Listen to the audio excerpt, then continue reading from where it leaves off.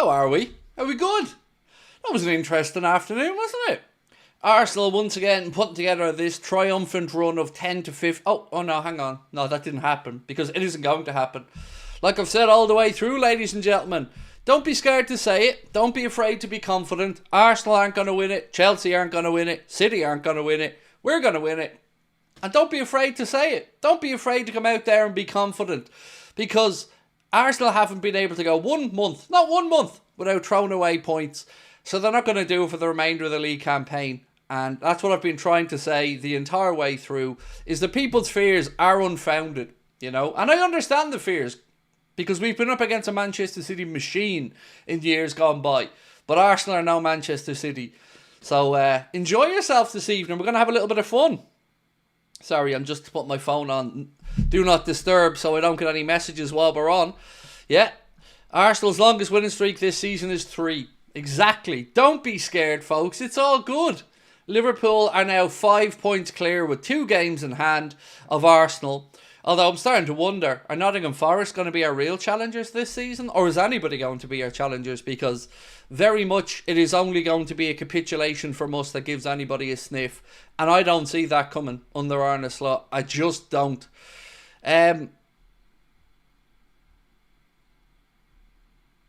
Sorry, Connor's just messaging me here.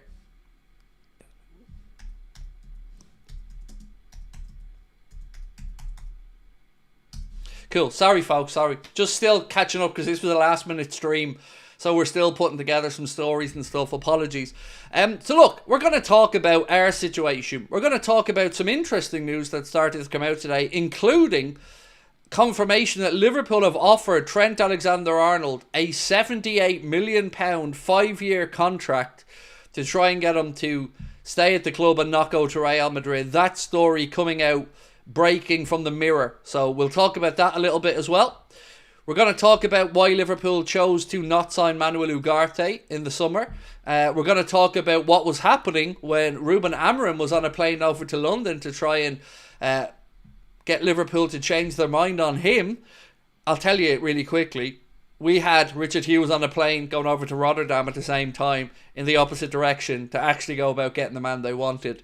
So there's lots we'll go through tonight, my friends. But most importantly, the object of tonight's stream is to have a little chuckle at Arsenal once again, because I don't care anymore. They deserve to be bantered at this point. The cry arson has already begun. The manager saying he's never seen a penalty like it in his life. Yeah, because I've not really seen too many people go out and headbutt the opposition. Mikel in the penalty area, so that's why I haven't seen too many of them. But, you know, you can't go around headbutting people and thinking it's not a penalty. So, yeah, we'll go with that. TOTT2KZ1, thank you, my man, for a super chat of the night and said, hey, all aboard HMS, piss the league. Don't worry, bro.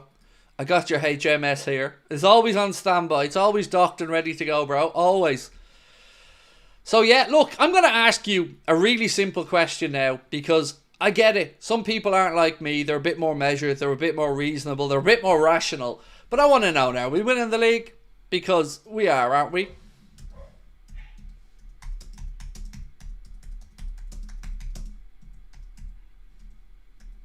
I'm going to give you 3 options. Yes, no, and unsure. So, are we winning the league? Yes, no, or unsure. That is your first glorious little poll of the evening, my friends. I'll give you the answer in advance. We are. We absolutely are. And it's okay to say it, because nobody else wants to win the league. We have to go and do it. And we will. Everybody keeps dropping points. City have done too much damage to themselves. Even a Lazarus comeback from them is nowhere near going to happen. If we take care of our games in hand, it's 11 points on Arsenal if we win the games in hand. 11. Come on now. They ain't turning around an 11-point gap on us. Yes, we will drop points, but so will they. And look, in other years, I have been a little bit more measured. And even earlier on this season, I was saying, no, we haven't won the league yet. We haven't won it yet. We haven't won it yet. But now we have. As long as we don't shoot ourselves in the foot, we're going to do it. Because nobody is going to reel in that points tally based off a winning streak. Because, let's be honest, look at the Arsenal team right now. They go away to Brighton again, drop more points. Saka is out for a few months. And I think when Yeri picked up a muscle knock as well today, he was taken off. They're playing Partey at right back. It's just not the well-oiled machine that Pep Guardiola's Manchester City was in previous years, where we knew they were capable of winning 10, 12, 13, 14 games on the bounce because we'd seen evidence of it. There's never been any evidence that this Arsenal team are going to do that this year. From day one, from the start of the season, they were dropping really simple points, really. And look, the media are going to try and make out like it's still a race, because they have to. Sky can hardly sit there and go, well, that's the league title wrapped up, so there's no point in us showing these games. They've got to try and find a way to keep it interesting. And I get that, but I'm not going to let them get in my head. I'm so proud of our players and our manager for getting to this point. Now, let's go and get that coronation. Let's go and get that league title wrapped up nice and early, March, April time, and then celebrate. Craig, settle down. Remember who our owners are. But our owners aren't going to stop us. The only thing that's going to stop us is a whole load of injuries. And by the way, I want to talk about Paul Merson for a second. I'm going to read you out something that Paul Merson actually had the barefaced cheek to say on television. Speaking about the situation, Paul Merson said this on Sky. And I want you to hear this because it shows you what we're up against and what the levels of delusion are in the Arsenal mindset. So this is what he had to say. If Arsenal have done what Liverpool did last year, they would have gotten absolutely slaughtered, said Paul Merson. But it was Liverpool and nothing was said. So that's part one of it, by the way. So he thinks if Arsenal had fallen away and not won the league title last year, which they did, by the way, they would have got slaughtered for it, but Liverpool gets away with it. The reason, Paul, that Liverpool maybe get away with it a little bit is because we've actually won a league title and we ran ourselves into the ground and we knew that our squad probably wasn't there. But it's the second part of this that really gets me, because this just shows you how idiotic some of these guys are. This is what he actually said. There will be a time where they slip up.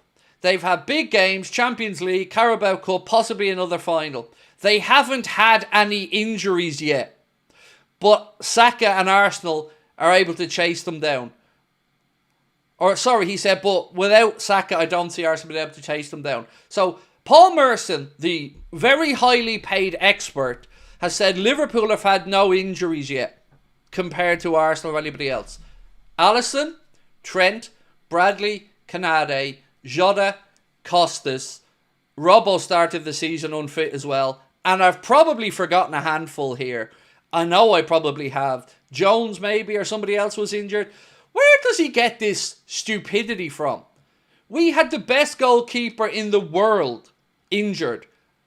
And because we had a good understudy, we were able to get through it. This is what Elliot out as well, yeah. This is what we're up against. This is the level of delusion that they're trying to pitch. Liverpool have had no injuries. Fuck off. The state of it, like. The absolute state of it. Right, some super chats to get through. Still a way to go, but possible. I mean, come on, mate. Don't be... Look.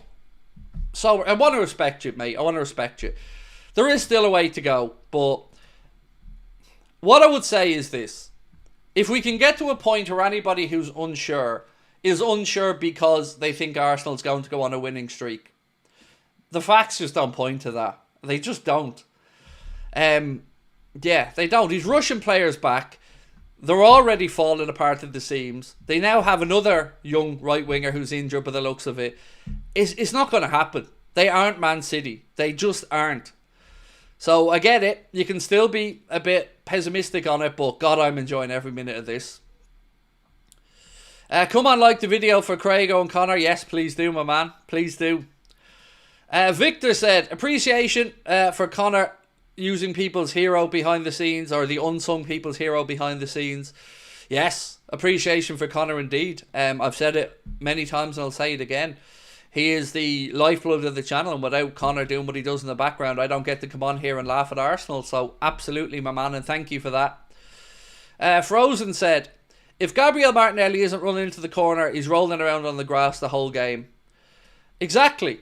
And Arsenal, yet again, were wasting time at 1-0 up. Did you watch the game? Wasting time at 1-0 up. Not going to fetch the ball for the free kicks. Taking an eternity over corners. And they used the dark arts, which is cool. But then they used the barefaced cheek to tell us that wasn't a penalty. I've never seen nothing like it in my career. The inner bitter Evertonian just keeps coming out of Arteta, and I'm basically sitting at home falling around the floor laughing at him because I find it hilarious. He's the media darling midweek. He's there and he's all jolly, happy when he's not playing in the swings in his back garden. Whee! Higher, Mikel! Higher! Couldn't get that high in the league though, Mikel, could you, bro? And then he comes on after a result when once again his team have choked and it's everybody else's fault. It's the VAR's fault, it's the referee's fault, it's the PGOM's fault. The deserve to win meter is melting in the background. And he's never just gone, we weren't good enough. Or we don't have the balls for it. Which is the actual truth. But hey ho. I'll be here to smirk and laugh at every goddamn minute of it. Because those Arsenal fans are just a treat this season. An absolute treat. Right. Have you seen the news about Trent and Mirror Sport? Yes, I read it off at the start of the stream. I'll go back over it in 1 second for people who may not have seen it. But yeah, it's a good offer. We're winning the league, no doubt about it now, said Lil Piero. Is it Lil Piero or Pirlo? Piero, sorry mate. Yeah, so at the very start of the stream, just as I was coming on, Connor sent me a post that said, Liverpool have offered Trent Alexander-Arnold a huge £78 million 5-year contract to try keep him out of the clutches of Real Madrid. Do you know what? I was looking at Real Madrid last night and the game against Valencia. And everything about that club is, what's the word I'm looking for here? Entitled. The bullshit from Vinicius Jr., who has the cheek to try attack a referee because he got sent off for putting his hands to the face of an opponent. Bellingham emptying out water bottles, missing penalties and being a salty little twat. They are a classless club. And if Trent wants to go there, I give up because nothing about them is likeable. They are just an entitled group of arseholes.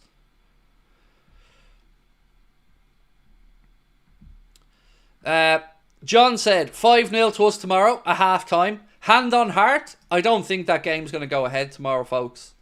You know, looking at the weather reports and looking at what a lot of people are saying, I really would be surprised if that game goes ahead tomorrow. Now, there is Liverpool City Council Safety Advisory Group will hold a meeting tomorrow morning ahead of the game. Heavy snow is expected to fall around the Liverpool area tonight and tomorrow morning.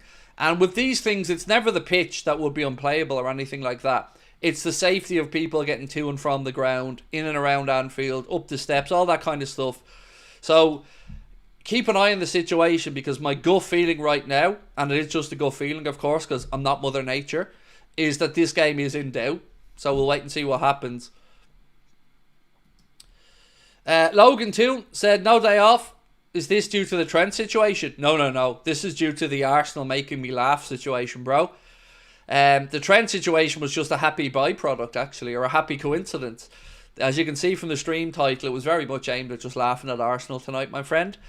And somebody said orange ball. Again, it's got nothing to do with the pitch. The pitch will be grand. You know, with the undersoil heating and all that stuff, the pitch will be fine. It's the safety of people getting to and from the game, people travelling. That would be the reason why these games would be postponed. You know, modern football stadiums with undersoil heating and that, they'd have the pitch absolutely spanking. So yeah, it would be people going to the game and travelling to and from it. That would be the reason why the city's safety advisory group will have to look at it. We can't keep cancelling games. We're not cancelling them. Like, Liverpool didn't just wake up and go, yeah, no, fuck this, I don't want to play today. You got to look after safety, mate, you know, and I don't want it to be cancelled either. Of course, I want to play. I want to play the Everton game. I want us to play this game, but, you know, we are in a modern culture where, I guess, personal responsibility is at a minimum, and when you've got situations like this where a couple of slips or anything and there could be a lawsuit or a claim against the council or the club, I mean, usually it's going to err on the side of caution in these scenarios. And look, I do agree with you. I'd love the game to go ahead and I hope it does. Anybody in Liverpool, please do keep us up to date with how things are looking, by the way. I've got one guy in my Discord group, God bless him, Jacob, if you're here with us, man, how are you? He was checking his Ring doorbell just to make sure, like, he's checking back in on the old Ring doorbell to see what the weather's looking like outside because he's not currently in Liverpool. Love that one, bro. Well in.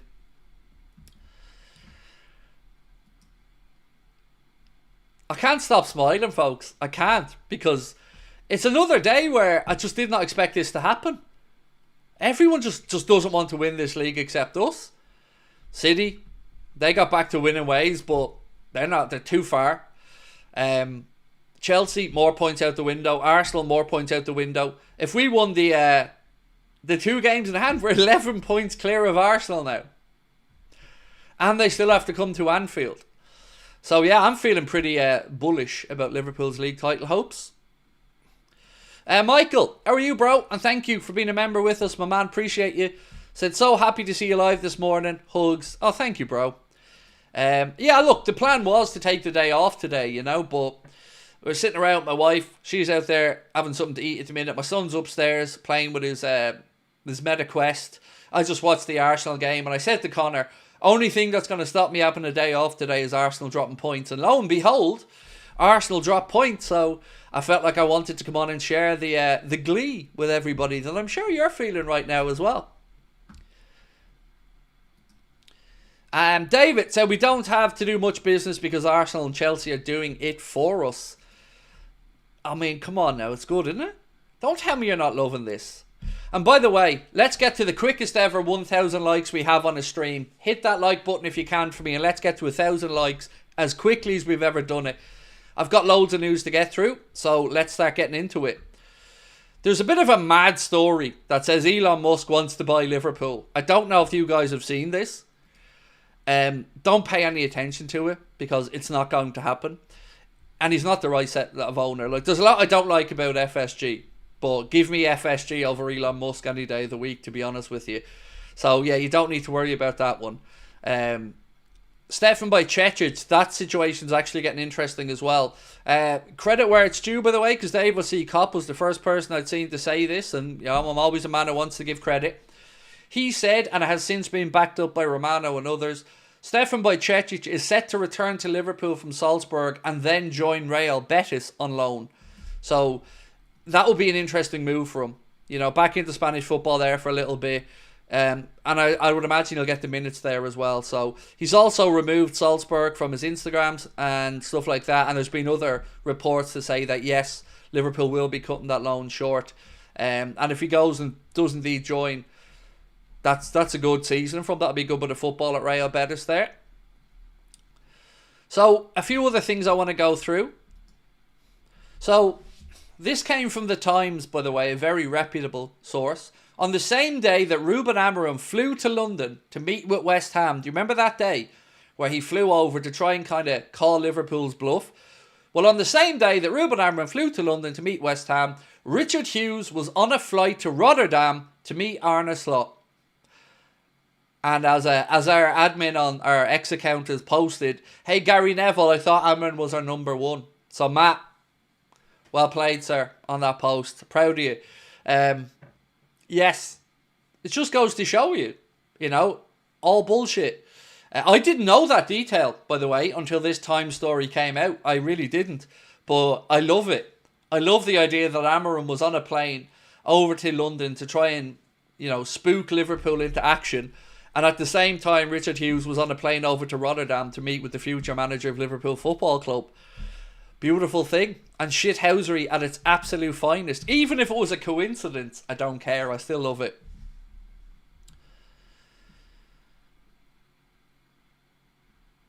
An interesting story here from Get French Football News that said Liverpool are set to agree a loan deal with Napoli for Federico Chiesa. Now, I'm very much looking forward to catching up with David Lynch and getting his take on these situations. I'm going to be recording with David on Monday, so that will be coming out Monday afternoon. But, yeah, look, it will be interesting to see what happens with Chiesa, because I can understand the logic behind Liverpool wanting to get a minute somewhere, but it just makes the signing of him that much more confusing. because it's taken up a space in the squad that even if he goes out on loan, we can't really fill unless we've made our mind up that no matter what happens with the loan, we're going to cash in. It leaves us short, and I would imagine that we'd only consider it if we had another option. Surely we wouldn't be that naive to go, right, well, let's move Chiesa on and not at least promote Jayden Dans or somebody into that sixth role in the attack.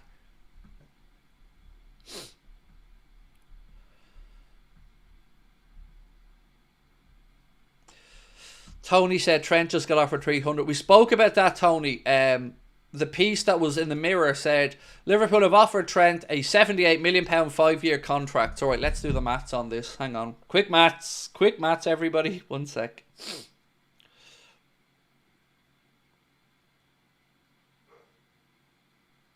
Okay.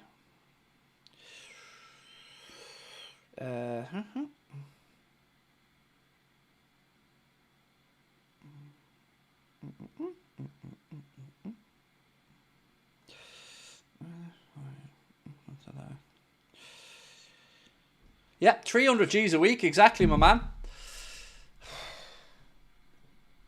It's 300 grand. Exactly 300 grand. If he doesn't take that offer, we know that he was never serious about staying. Let me put that out there, up front and on open. I think that's too much money. I'd rather he got it than didn't get it if he stays. You know, I'm not going to say that. I want Trent to stay, like I've always said.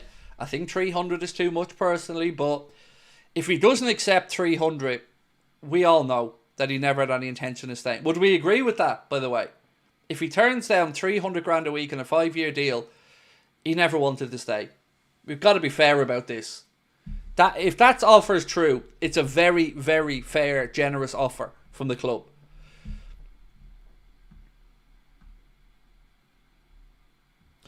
Craig, you don't want cheap owners like FSG. You don't want rich owners like Elon Musk. I just don't want Elon Musk. Not rich owners like Elon Musk. Just him. Because look at what he done on X. Came in and absolutely just stripped down everything. Got rid of staff all over the shop and cut costs. It'd be like Jim Ratcliffe on steroids. So I want somebody like Steve Ballmer. A billionaire who wants to come in and be successful and live and breathe it. That's what I want. But I'd rather have FSG than Elon Musk. Because FSG are at least rational to some extent in what they do. I wouldn't take the risk with Elon Musk coming in. He knows nothing about football. Nothing about sport. It would just, you know, I have nothing against Elon Musk. I don't care about his personal business or his politics. That's not my concern. I just don't think he's the right character to come in and own a football club. You know, it's nothing to do with his politics or anything. It's to do with the fact that he knows diddly squat about running a football club. Or a sports club. You know, at least with Ballmer or FSG or others, they have a background in owning sports franchises or clubs, you know. So this isn't an anti-Elon Musk thing. It's just like, he's no doubt a highly intelligent man. Clearly, like he's changed the world in so many ways, but I don't want them owning Liverpool Football Club. Do you think we're going to win the quadruple? No, I don't. You know, I'm all up for optimism and getting ahead of ourselves, but the quadruple is something that we've not seen for a reason. It's incredibly difficult. But look, one of or both of the two big ones, and it's a great season.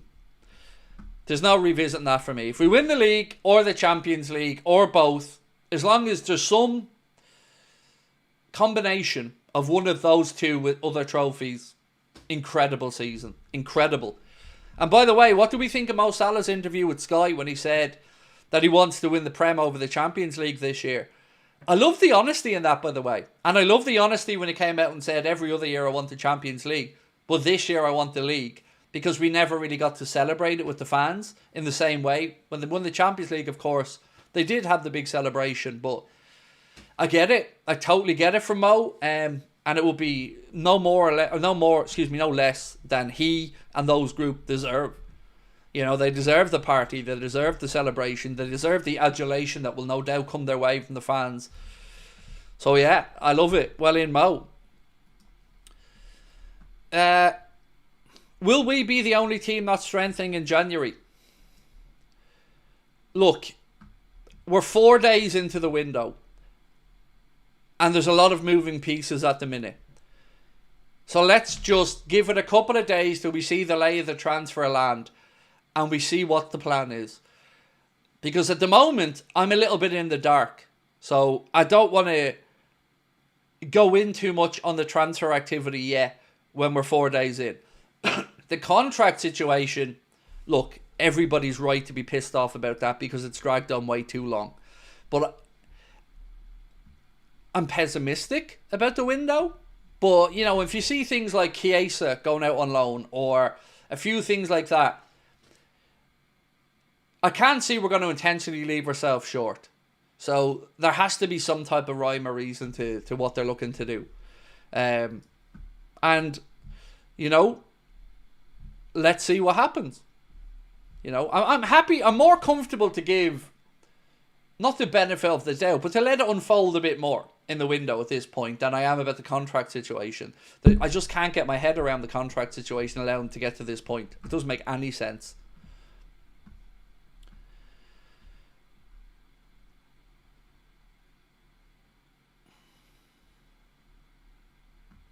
Elon Musk feels very right for me as a local. That is the most un-Liverpool-like thing I've ever heard from somebody from the city, mate. Elon Musk doesn't give a fuck about Liverpool. I don't care if his granny was there once upon a time. He doesn't give a shite about it. And he's just another person looking to use it to get power in the world and influence more of it. And he's no more socialist than John W. Henry is, by the way, which, you know, you're the only person I've ever met from the city of Liverpool that thinks that, by the way, that he'd be a good fit. But I guess, look, it is all about personal opinions, and you've the right to have your own. Right, so let's check in on our poll. Are we winning the league? Oh, the unsure merchants, who are you? Come on, show yourselves. We've had 2,500 votes nearly, which is incredible. So thank you to everyone that's voted so far. And I'm waiting till we get right up to the 2.5k, by the way. Sorry. Nearly there. 20 more votes to go. Come on. Nearly there. Come on, you legends. Let's go. There we are. So 78 in the end, actually. 78% of people said we are. 3% say no. They're obviously not Liverpool fans. And unsure, 17%. Look, at least I can respect unsure. I don't agree with you, but I get you're being cautious. I get that. But come on now. Deep down you're doing a dance this evening, aren't you? Deep down you're happy with what's after going on at the Amex. Somebody just said Arteta is the Spanish Southgate. That's a good show. It's a good show. Just Google Anfield Agenda. It says musical artist. I know. I often Google my own name and Anfield Agenda as well, mate. It also says I've got a net worth of like $2 million or something, which, for the love of God, I wish I did. But yeah, I'll take being a musical artist. That's okay. You know, I'll take that. It's better than being an arsehole.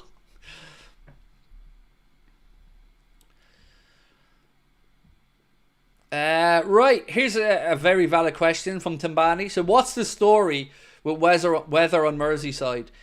It's not looking great, in all honesty. You know, there's a lot of people who are very pessimistic about the game going ahead tomorrow. And with weather, I guess you never know, right? Things can change, wind directions, I don't know, but I wouldn't be optimistic on the game going ahead, but nothing has been decided yet either way. So definitely do keep an eye on the situation. Keane Sheridan, how are you, my man? Said, Craig, does it worry you that if we do win the league, Mo and VVD will see it as a perfect send-off and can leave on freeze? No, it doesn't worry me, Keane, because there's no way we let it get to that point without knowing the answer. You know what I mean, mate? So if we're talking about us winning the league, the likelihood is if we win the league, you're winning it late April, May. So, no. There's no way this situation goes that long. And look, if it does, mate, I don't even want to think about how angry I'm going to be at that point at the club, but I doubt it. But look, with the way we deal with money, mate, and the way that our owners are, I mean, I can understand your concern, Keane. Let me put it that way, mate. But I wouldn't share the pessimism on that front. Bashar, love your channel. Great, honest man. Thank you, bro. I appreciate you. And if you're new into our family, bro, welcome in. Thank you for joining us. I've been thinking about the content stuff a lot lately, right? And I've come to one conclusion. My biggest asset is my Irishness. And that, I think, I need to speak about a bit more. Because, you know, Irish people know where I'm coming from with this. But we're very self-deprecating people. We don't take ourselves too seriously. We can take the piss out of ourselves and our mates. And we don't let ourselves get arrogant and cocky about ourselves. About my football club, I'll be arrogant all day, by the way. But I think my biggest asset is my Irishness. Because it'll never allow me to become an arsehole. Some people may already think I'm there, by the way. But I love it. Because I love that you get my Irishness means I'm going to swear more. I'm going to. It's my God-given right as an Irishman to swear.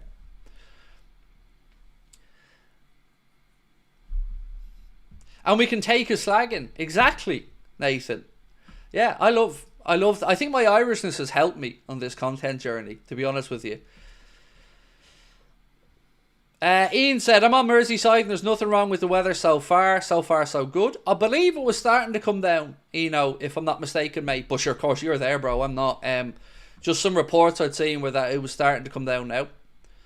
John Power said, Irish and proud, up the dubs, and we love a good laugh. We do. Particularly at Mayo. Sorry, anybody from Mayo, but couldn't help it.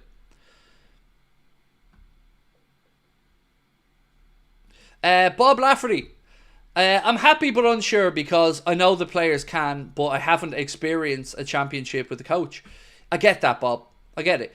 I think what gives me so much confidence, Bob, is not only just what we're doing. I look at it and try to logically think, right, if Arsenal are to come good in the second half of the season, a couple of things have to happen now, which is, one, we have to drop 11 points. 11. And that's just for them to get back to parity. That's not going to happen. They're not going to see us drop 11 points in the second half of the league and go invincible. Because their squad is a little bit weak. You know, they've no Saka. They're playing Partey at right back. Calafiori at left back looks completely like a fish out of water. And they don't have the firepower. That's one thing that we always have, is the ability to win a game 5-3. Arsenal don't have that firepower. So I just don't see how they're able to do it. I just don't. And that's me being 100% sincere, speaking from the heart, Bob. I just don't see that they have the capability to do it. You know, in these type of situations, I revert to the math ultimately. And the math doesn't math for Arsenal. It doesn't. You can only go off what we've seen this season. Arteta can't just come in and wave a magic wand and Arsenal suddenly become so full of confidence and character and ballsiness that they go on a run. They're not showing it. They don't have the stomach for it. They're soft. The manager's mentality is a defeatist one. His mentality is don't lose. Like Southgate, as somebody mentioned. It isn't go and win. I look at Arsenal's style of football and it reminds me of paint by numbers in football form. Everything has to be so manipulated and regimented, and there's no free-flowing nature to it. Sort of like Pep Guardiola, but Guardiola has mastered the art. You know, Guardiola knows what he's doing with it and knows what he wants to do and can turn it on. Again, Arsenal go 1-0 up today, and what do? They revert back to wasting time, hoping set pieces are going to get them another breakthrough, and it bites them in the arse, and then they get angry about it and start blaming everybody else, referees, Arteta talking about never seeing a penalty like it, and all this other silliness. Ultimately, they haven't got the balls for it. They don't. Lizzie, or OG Lizzie, excuse me, said, Evening, Craig. I know it's late, but wishing you and your family the best in 2025. Do you think there's a chance FSG promote internally if all three go? Personally, I think they could really be... I don't think they could really be that cheap. I don't think there is any promoting internally, to be honest with you. So like, let's say Salah went, the promote internally option would be Ben Doak, and we know that there's a number they're willing to sell Ben Doak for in this window. So I don't think they could do that. Looking through the academy, Trent, you could make an argument for Bradley, fair enough. But centre-back wise, no. There's nobody ready to go for the here and now either there. So, and thank you, by the way, Lizzie. I really appreciate you wishing my family a good 2025. That, you know, personality or that personal touch means a lot to me. Thank you.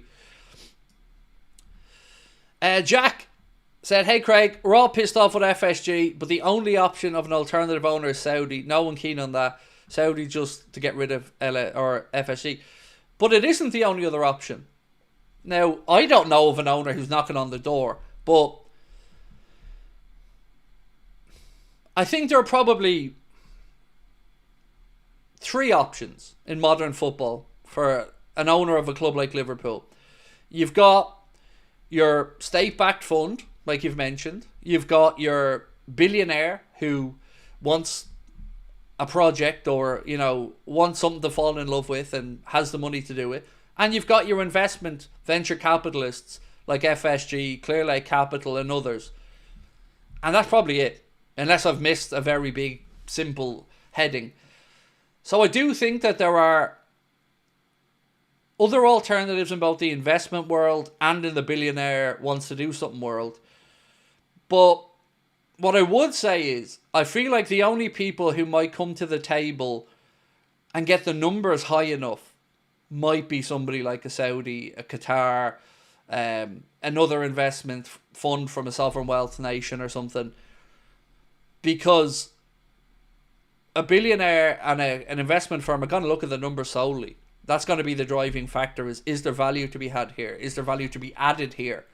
When you're talking about a Saudi, a Qatar, sometimes it's not just about the numbers adding up. It's a project. It's about building up their country and, you know, shining a light on what they're trying to do as a nation and all these other things, soft power and all this other stuff. So I can see why people think it's an option, but I just think ultimately it ends in a race to the bottom, if that's the case. I don't think it ends well for the sport in general. Yes, maybe we get some years of luxury and spend the money that we haven't seen before, but ultimately I just don't see a good end to it. I just don't, because when you get into this game of my country has more money than your country, ultimately it's whoever has the most money is going to win. And some might say, Craig, that's how sport's gone anyway. And look, I can't really push back against that. I can only give you my honest personal opinion, and that is, I don't want a nation owning a football club. You know, that's I can't change how I feel about that.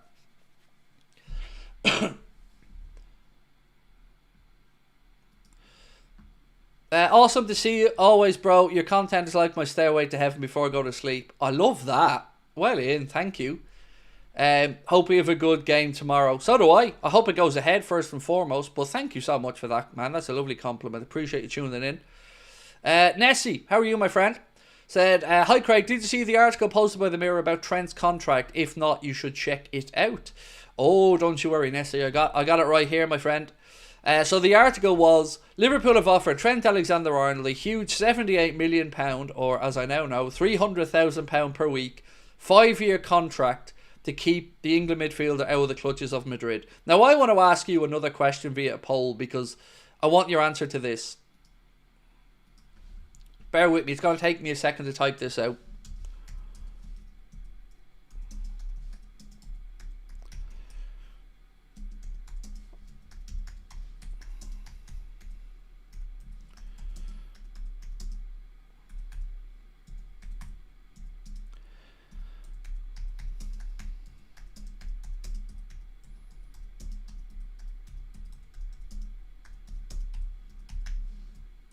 Coolio.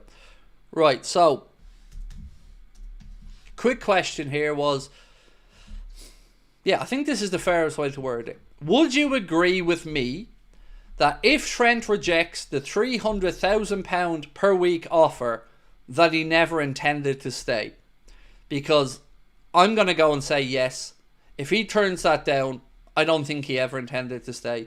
Because I think that is the club bending over backwards, personally, if that offer is legit. I think it's more than he deserves. But if it keeps him at the club, that's what we want as fans. But if he turns that down, I don't know what else to say. Do you know, I don't. I can't see how you can look at that number and go, that doesn't value me. You know, it does. It fucking does. Logan Toon, thank you, mate, for gifting a membership. Really kind of you. Where did this one go? There it is. The Mirror have just reported that Liverpool have offered Trent a 5-year deal worth 78 million or 300k a week. It's on Trent, can't blame FSG. Mate, I've just said it, you know. So, as I've said, that, and I've said this from right at the start of the stream, that, if true, which probably is a very fair and very good offer, and one that, as a fan, I will have no anger back towards the club if he rejects it. None. If that offer is legit and he turns it down, it's on him, not the club. I agree with you, mate. It's 100% on him if he turns that down. So, you've got my word on that. If he turns this down, you're not going to hear me moaning at the club about it, because I think that is a more than fair offer. I think it's a generous offer, actually.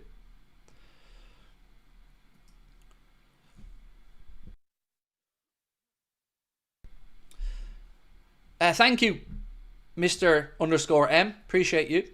Is the Mirror a trusted source? Well, it's like any other journalist, you know. It's very easy though to rubbish these things if it's not true. So, let's wait and see if we get more stuff from it. Let's wait and see if more people start to come out with it. Because I think we can all look at it and think it has every possibility to be real, right?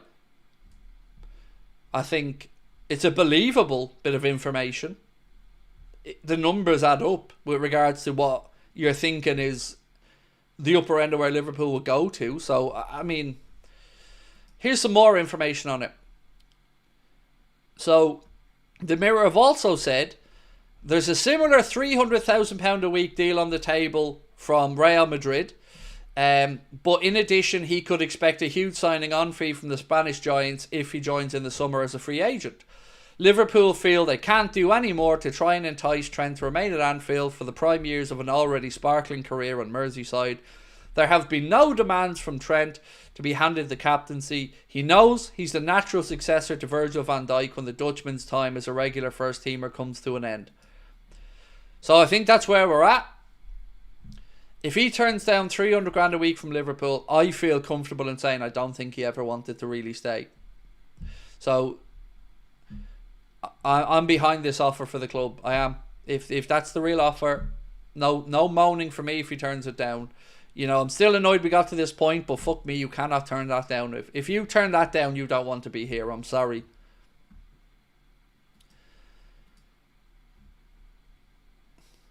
So far we've asked, would you agree if Trent rejects a 300k offer he never intended to stay? And most people are agreeing with this one, by the way. So Michael Owen was asked, in your eyes, are you a Liverpool legend? Owen, yeah. Okay. I guess that's in the eye of the beholder, right? I'm not sure how many people... We'll ask that as the next poll. We're going to ask, in your eyes, is Michael Owen a Liverpool legend? We'll ask that in a few minutes and see how you guys feel about it.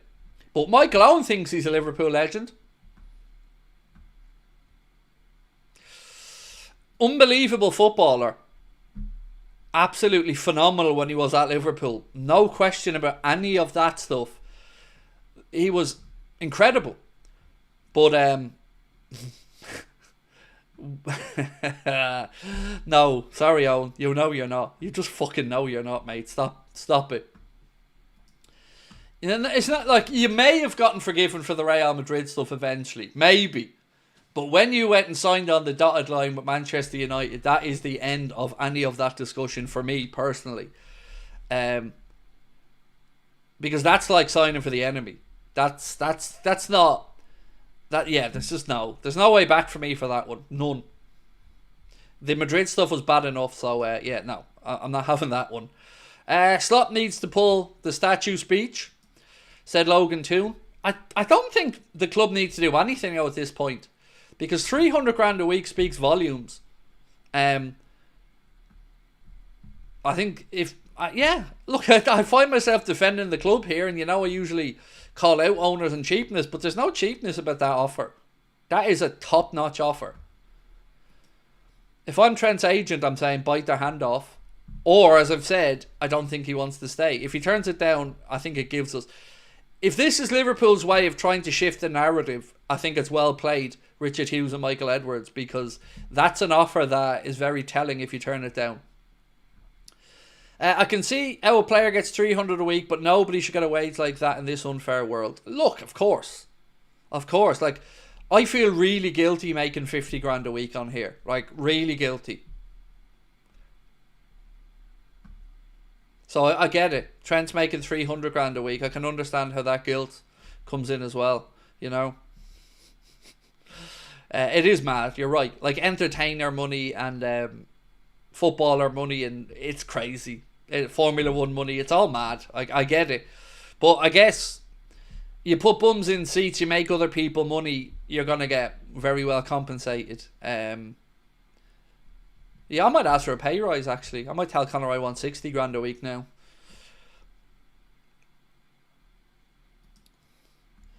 Mahmood said, how will Virgil feel about it if reports are true? Because I wouldn't accept both the big names to get higher than me when I'm the club captain. It's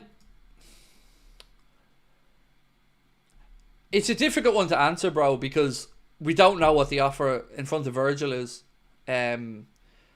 I would imagine Virgil would be well within his rights to be wanting more than he has now, or in and around 250, 270. I don't think automatically being the club captain should mean you're the highest paid player, because there's no world in which I would have imagined Jordan Henderson deserved to be the highest paid player. An important player when he was captain, but not the highest paid.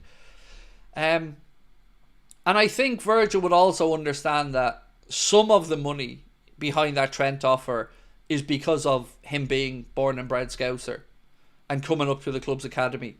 And it's a repayment for loyalty, if you get me. So I think Virgil would be understanding enough about it, but it's difficult for us to discuss it when we don't know what offer he has in front of him, or what numbers maybe the club have been thrown at and towards Virgil.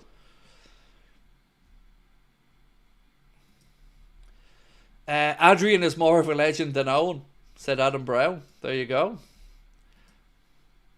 So, I've more stories, by the way, I need to get through. Because even though it's my day off, I still do put together all the news from the day. So, this came from Jonathan Norcroft, and he said, Liverpool were offered the opportunity to sign Manuel Ugarte in the summer, but Arne Slot wanted a constructive number 6, not a destructive one. So, basically, he didn't want somebody to go in there and break up play and win the ball and give it to somebody else. He wanted somebody who could do a bit more in that regard. And again, I can understand why we didn't look at him. Under Jurgen, I would have felt like there would have been more of a case to look at Ugarte, but I can totally understand why the profile of player Arne wants is different, especially when we've seen Zubimendi as, I guess, the stereotype or the archetype for what we think an Arne Slot midfielder in this position would look like.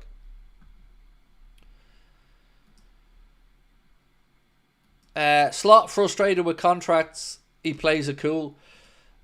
Again, he's only ever conducted himself, mate, magnificently well with the press for me since he's come in, Arne.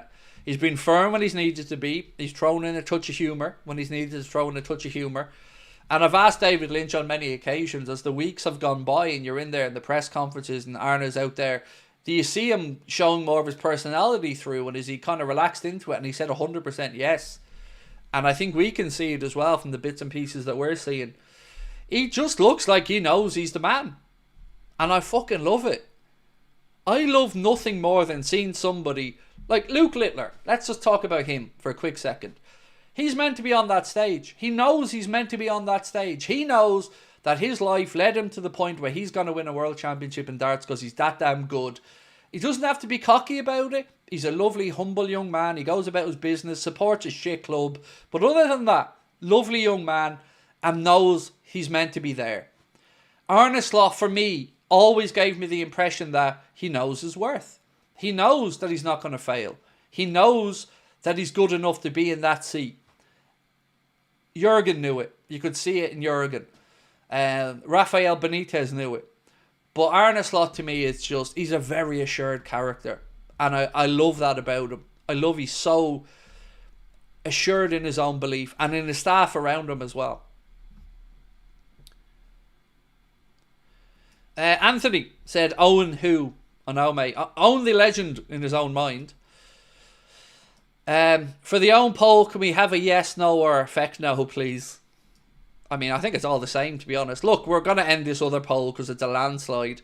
Would you agree that if Trent rejects the £300,000 per week offer that he never intended to stay, 91% of people said yes, they would agree with that statement. I mean, it's hard to argue against it, in all honesty. It's a very fair offer at a time when we're top of the league, very likely to go and win the league, and we're doing really well in the Champions League, and we're in the semi-final of one domestic cup already. So it's not going to be about Liverpool not being competitive. It's not going to be about the money on offer now, because that's a very good offer. So I think people are... I'm glad they agreed with the statement, because I can't excuse it if he turns it down. So now to the other one that we asked about.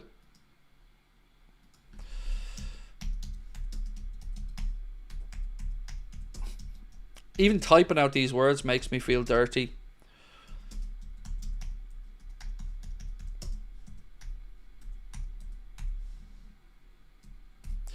Right, so question: is Michael Owen a Liverpool legend?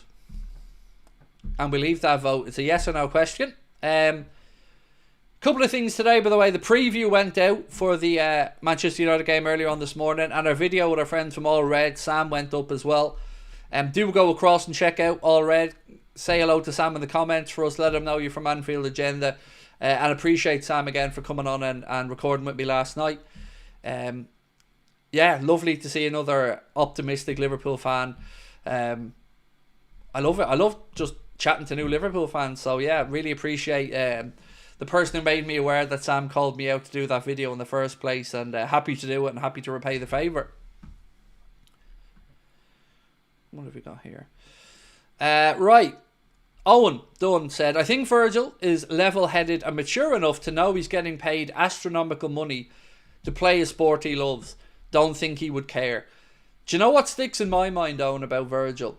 When he was playing with Southampton, this could be mythical stuff or it could be true, I don't know, but I want to believe it's true. There was a story that said when he was playing with Southampton and they were getting beaten and Anfield was bouncing, he turned around and said, why wouldn't you want to come and play here? And I think Virgil knows that he's at the latter part of his career and Trent's in a different situation. He's going to be well compensated. He's idolised. He is in the hot seat as the club captain. He's about to go lift some more trophies and will be talked about as a legendary Liverpool defender for years to come. So I agree with you, Al. I think he's comfortable enough in his own skin that the green-eyed monster isn't going to raise its head there. Pulse Champ said, last few weeks I haven't been confident in saying we will win the league, but today is it confirmed. We will be champions again. Hope the family are well. Same for me. You know, it's probably taken the last two draws for Arsenal before I've really thought. All week I said, and actually, let me know if you found yourself in this situation. All week you're going, if insert club here, Arsenal drop points this weekend, then that's it. Then it happens, and then you catch yourself in the Monday and you go, well, maybe I'll give it one more week. Maybe if they drop points one more time. And then that happens, and then you go again. But I'm at the point now where just no. Common sense just tells me we're going to win the league because nobody else is good enough. So that's where I'm at. I played that game with myself loads of times where this is the weekend. If they drop points this weekend, and they did it again, and they keep doing it. And that's the thing. They're incapable of putting together 10, 12 games of winning.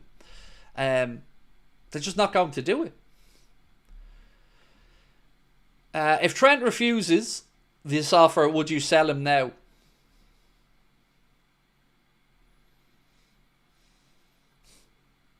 My answer has always been sell him now. But if Arne Slot truly wants him to stay for the remainder of the season and thinks it benefits the team, then I want to be behind the manager. So, you know, I'm a very much a black and white, cut my nose off despite my face kind of arsehole, but Arne Slot's a lot more measured. So I would say if the manager wants to keep him around, I'll be behind the manager and keep him around. Do you think Virgil would give up the armband if it meant Trent staying? I don't think that should even be a question, in all honesty, Aaron. I think Virgil's the captain. And look, to be fair, nothing has ever suggested that Trent made that demand, and it was pointed out in the Mirror article that he certainly didn't put that caveat in. So, you know, I don't want to throw that at Trent because we know it not to be true. Now, Virgil's the right man for the moment to lead the team. Owen is a master footballer, but is a legend of none. There you go. So far on the poll, we've had over 1,000 votes. We're going to let it go to 1,500. The question is Michael Owen a legend? Now, if you're joining us a little bit late, I haven't randomly just came up with this idea in my own head.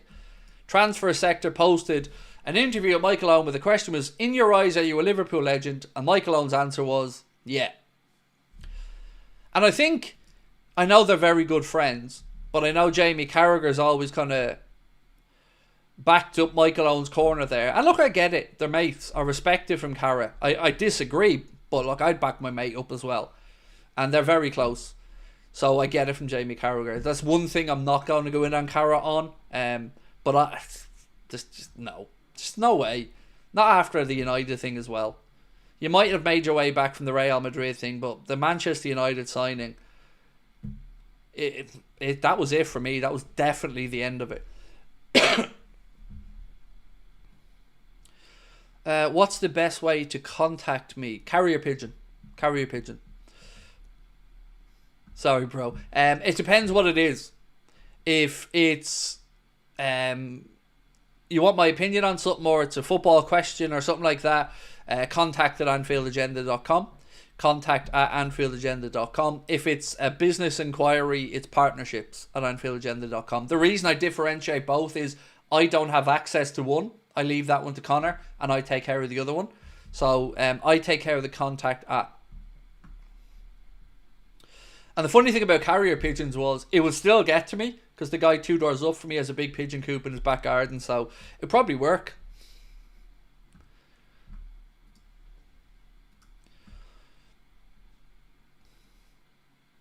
Saturday night, and I like the way you move. Divock Origi. Did anyone see that video, by the way, of Mikel Arteta, or at least somebody who looks very like Mikel Arteta on the swings? Is that real? Genuinely, anybody know, is that a real video or is that bullshit? If you don't know what I'm on about, maybe jump onto X or something and have a little Google of it, because it's hilarious. It's like him on his swing trying to go as high as he can and then like almost imaginary heading balls and stuff. It's so funny though. Even if it's fake, it still made me laugh. Mr. Robertica said, I've watched it many times and I've got no idea. I like to think it's real. I like to think he's out the back competing with his kids or something. Go, look, I can go higher than you, because that's the type of shit I do with my kids, to be honest. I'm very much a parent of, you're not winning that unless you deserve to win it. I'm not giving you any wins on games or anything like that. You've got to beat me fair and square before I'm letting you win. Even if that's seen who can go higher on a swing. Could a rumour about Elon Musk aiming to buy Liverpool be true? He's been posting English-related stuff actively in recent days all of a sudden. Unexpected, but would make sense from his perspective, I guess.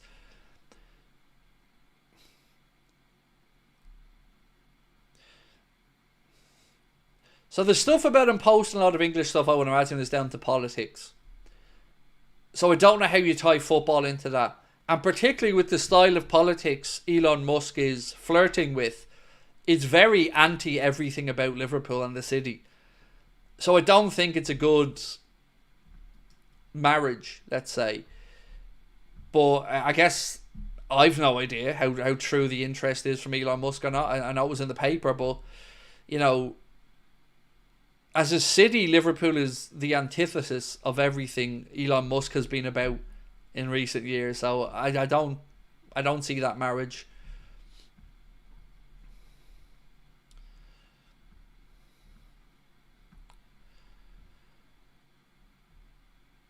What do you think about the Soler signing? Interesting might be the chance to get Kirkes. I don't know what the Kirkes situation is, whether he wants to go to United or not. That's the thing. Like, there's a lot of Liverpool's transfer business that I can tell you. I know we've monitored people, but the club are very, very, very, very good at keeping their cards and transfer stuff close to their chest, and I kind of prefer it that way. In all honesty, you know, I like us to be guessing, trying to figure out, and then bing bang bosh. If something happens, it happens. But I guess on the other side of it is, if you get your hopes up and you're waiting and you're thinking, you're going to do something, and they don't, it becomes infuriating as well. I can only back up what I've said all the way through, coming up to this window. Midfielder is all I'm asking for in this window. Particularly if Martin Zubimendi has changed his mind about wanting to leave Sociedad. That's it. That's all I need. Get us that midfielder, and I'm not going to complain about the transfer window as long as we get the contracts renewed. That's the truth. You know, you can make valid arguments about left back needs some strengthening. We need to look maybe at centre back, and they all have valid points. But I can only say what I've said all the way through, which is, for me, the midfielder is what I'm looking for in this window, and I don't mind the rest of it being put off till the summer. David White said, thoughts on the Brighton pen? It was nailed on penalty. I don't understand what any of the furore is about. He headbutted him. Because after he headbutted him, the ball bounced off his head means nothing. He headbutted him. I honestly, I'm shocked to see people have the bare face to try and even question that. Like, there's a lot of stuff I'll say referees are terrible and all fans get shafted and all, but I mean, that is a stretch of massive proportions to try and say that's not a penalty, or at least you don't know why it was given. He literally headbutted the side of his head because he missed the ball, and then the ball hits off the top of, I think, Saliba's head. 100% penalty. It was an unusual one because you don't see it very often, but it was a penalty.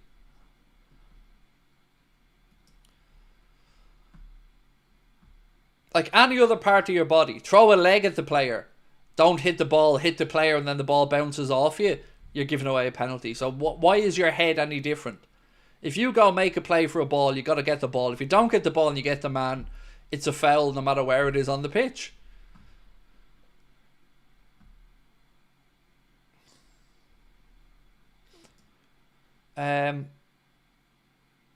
No club England will ever be size United, Liverpool. They are the two biggest clubs, definitely, in English football, no doubt about it. Two most successful, two biggest, two most supported. Yeah, I don't have any issues with that statement.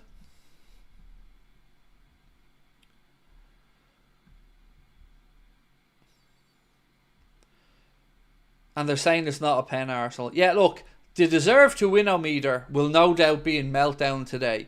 And I'm sure Arsenal fans are taking this, with the usual grace that they do when they lose. I've no doubt that they're on social media right now saying fair play to Brighton, a hard fought draw.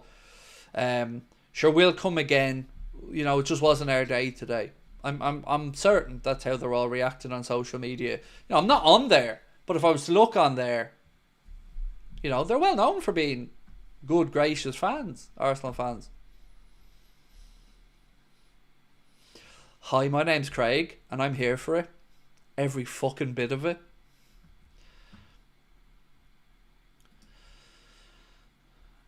Elon Musk is a Man United fan. I guarantee you Elon Musk couldn't name 3 Manchester United players. Elon Musk doesn't give a shite about football. So I don't believe he's a fan of anyone, Angie. But I'm not saying, by the way, you're not writing that he hasn't mentioned United before as his club, but we both know he hasn't got a clue about them. And look, you're right, I don't want them near Liverpool either. Adam, thank you, bro, for gifting 5 memberships. And Angie, I hope you're well. I hope you're having a nice weekend.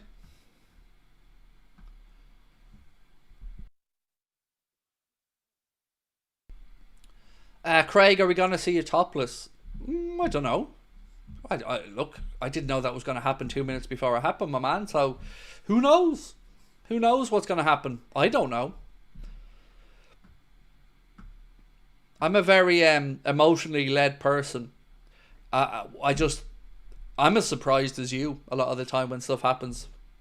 The only thing I really do and have worked hard to put a filter in my brain is to make sure I don't say stuff I shouldn't be saying. You know, stuff nobody should be saying. Is it snowing in Ireland yet? In some parts I believe so, but it's a bit cold and sleety where I am. Not really, nothing sticking. Right, so, how has this got up this high, by the way, you bleeding space cadets? Is Michael Owen a Liverpool legend? Who are the 23% of people that said yes? Come on now. So 77% there said no, 23% said yes of 1,600 votes. Come on now, who's trolling me?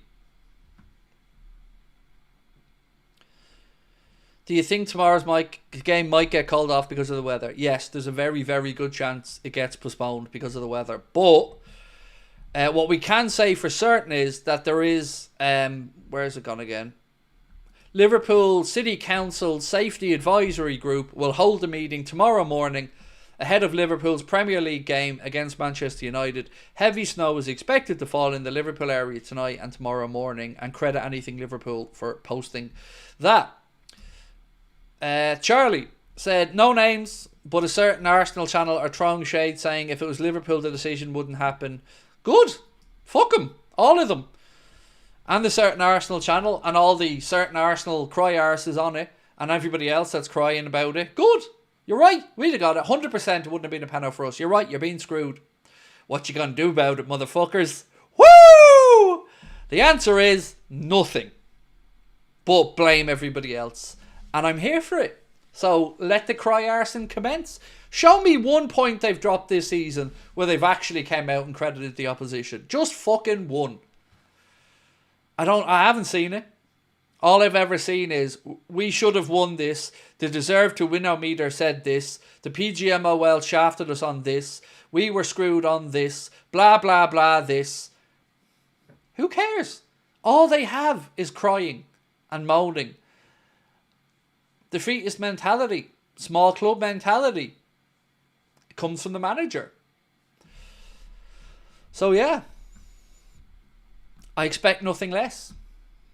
You know, I've said this all the way through and I'll say it again. If Arsenal win the Premier League title, I can promise you wholeheartedly I will be on here with a sincere congratulations to Mikel Arteta and his team and the Arsenal fan base if they win. Let me ask you this. If Arsenal don't win the league, do you think you're going to see Arsenal fans outside of maybe League Gunner? Do you think you're going to see Arsenal fans go on social media and credit Liverpool and say the best team in the league won? Or do you think you're going to get they only won it because City fell away and Arsenal weren't as good as they could have been? Because remember, this is the same bunch of arseholes that wanted the Premier League cancelled, null and voided just because we were winning it. This is the same bunch of petty dickheads that sat there sniggering, hoping the league was going to be cancelled out of nothing other than jealousy and envy. There isn't an ounce of sporting integrity amongst most of them Arsenal channels. So fuck each and every last one of them, bar League Gunner. So yeah, that's my take on them. And it ain't changing because they just don't have it. They don't have any type of sportsmanship about them. Nothing. And you know I'm right. You know I'm right. None. Zero. And I'll tell you why, shall I? Because fume sells and fume makes money and saying silly shit makes money. It's not about the sport. Do you know what? You'd even argue do they fucking want to win really? But I don't care. I've said from the day one I've started this channel, I've been honest. I don't give a damn about what that particular channel has to say about anything, because I despise them and always have, because everything that's wrong about what we do. And I have had to apologise as a content creator so many times for the ills of others and the way they've conducted themselves. So yeah, fuck them.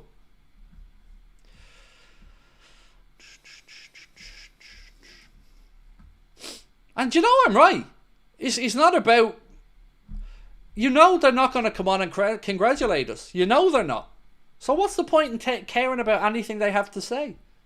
They don't give a shit. They're not going to credit us. So, yeah. I'd have all the time in the world for somebody to come on and go, fair play, you know what? Best team won. You deserve to win it this season. You know, I had an awful lot of... What's the word I'm looking for? Respect for Spurs fans. Because after we beat Spurs recently, I went on loads of different forums to have a look-see. And there was a lot of Spurs fans looking inwardly and saying, do you know what? Liverpool played us off the park. We have big problems. We need to fix these problems. And the better team won. I seen that by a lot of Spurs fans. And I thought, you know what? Fair fucking play to you, lads. Thank you. But I don't see that from many of the Arsenal contingent. Harry said, watching you while on a first date. Mate, pay attention to your date, please. You know? Pay attention to your date. I'm sure they deserve your time more than I do. Craig, my Mrs. Gemma is laughing here with her book while listening to you. She says you're a natural at this gig. Love the content. Keep it up. Thank you, Gemma. Appreciate you. Always love winning over the partners, by the way. Always love it. The amount of people at the live shows that come up to us and go, you know, I used to hate listening to your voice. I used to hate the husband watching the phone or whatever. And then I kind of started hearing bits and pieces, and now some of them watch and I love it. You know, well in. More the merrier. I appreciate it. Thank you. I just don't know how to be anything else. Even in my own life with my own wife, I'm a piss taker. Like, I just wind her up. LFC Gamer and Vlogs, how are you, my man? Said, good evening, Craig. I don't know how unlikely an opinion this is, but I love Cara. I was always more of a fan of Hippia growing up. Thoughts? So I've got to be honest, I love them both dearly as Liverpool players. Jamie Carragher is to me the epitome of the guy from the terraces on the pitch being the representative of me, the fan, leaving it all out there. And look, I will nitpick at Jamie Carragher about lots of stuff he says in the media, and I'll criticise him about some stuff, but I will never say a goddamn word against him on the football pitch in a Liverpool jersey. Istanbul took care of that for me when he left it all out there and more. And Jamie Carragher is a hard man and a proper player and a proper legend at our football club. And as much as I will disagree with him on a shitload of stuff, he would have died for that jersey when he played, and I will never say anything else. But Big Sammy was one of my favourite defenders as well. No nonsense, really calm, measured. Sky did a good piece on him actually about catching up with him now since his career's ended and all, which was a lovely little watch as well if you get a chance to watch it. But you're talking about two of the very best of my era there, and two very likeable men in the Liverpool shirt. You know, the We All Dream of a Team of Carragher's song was, as somebody pointed out in the chat there, was there for a reason. He left it all on the pitch. He did. Owen is a legend that gets booed. Delusional. I agree, mate. There's no way he's a legend to me. Neymar or Bale? Neymar is a better natural footballer, but I never was able to take to him because of his antics. So I'd say Bale, but you know, very different, because Gareth Bale to me was somebody who got every ounce out of his career before the injuries and that kicked in. But yeah, Neymar was an incredibly gifted player, but just I never liked his attitude. Same with Vinny Jr. Watching him last night get sent off for Real Madrid and then seeing him have the barefaced cheek to try and attack the referee when I'm going to hear the fucker talking about respect in the media again, and him not feeling respected, while in the same way trying to attack a referee. The old hold me back bullshit. So I'm big on sporting integrity and taking your lumps and coming back and, you know, living to fight another day on it. I don't like the entitlement aspect, and to me, Vinny Jr., Neymar, and some of them had that sense of entitlement that I just don't like. I just can't take to in a person. Sabrina, by the way, you frightened the shit out of me. My wife dropped something on the floor upstairs, and it's right above where I am, and it's like a wooden floor, so it sounds like I nearly jumped out of the chair, I'll be honest with you. What was that? It was Sabrina just dropping something in the bedroom that's above us. Probably was it your sex toys? I'm on the sofa, it's some of my best mate. Thank you, Eddie. Appreciate you, bro. Right, ladies and gentlemen, if I could ask you a small little favour, if you can, hit that subscribe button for me if you haven't done so. Drop a like on the stream as well. And don't forget, we're still raising money to get Joe that wheelchair basketball chair. Connor is now back from his trip to France, so we're going to get the raffle open soon for you guys. We're going to give away a PlayStation 5, and we're going to give all the money from the raffle, obviously, into Joe's Just Giving page there. So thank you to everyone that's already made a donation. I know Brian, LFC USA, has donated 500 quid, which, again, is incredibly generous. So, yeah, if you can help out, you know what to do. Right, some comments to get through. Where have we got? Where's the first one? There we go. USA Cop Boy. How are you, my friend? I hope life's treating you well. Did you see the Tottenham manager is very angry about ref calls today? Has a short memory. I know. But look, I have to say, man, I'm a hypocrite on stuff like that. And I fully would expect to be a hypocrite if I was a manager as well. But it is, you do laugh about it, right? When we know what happened to us down in Spurs.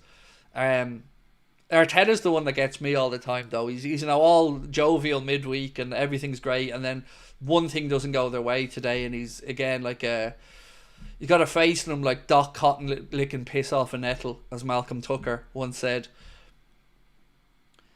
Views on Conor McGregor? I don't have any, to be honest with you, mate.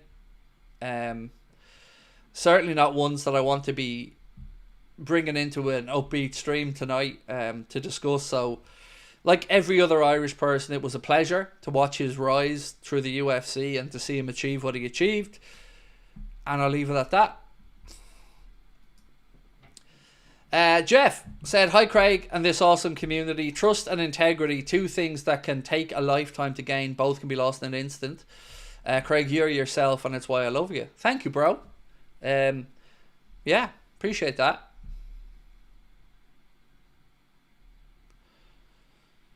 Did I speak about Trent yet? I did, mate, but I'm happy to go back over it if you'd like. So the situation with Trent is that he's been offered £300,000 a week on a 5-year deal. And I guess, you know, we ran a poll on it earlier on, and I asked this question.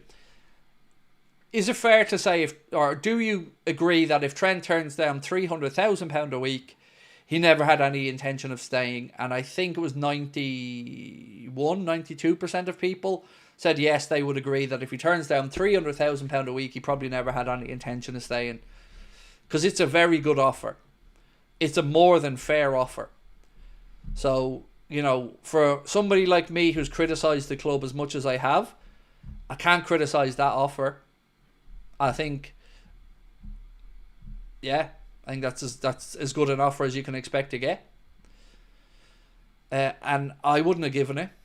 I would have stopped about 30 grand short of that, but I'd rather pay the extra 30 grand if he stays.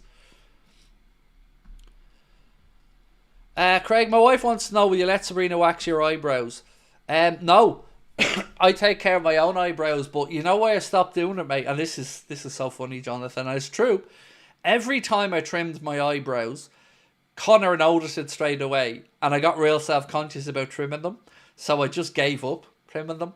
And I kind of think it's kind of part of me at this point, you know.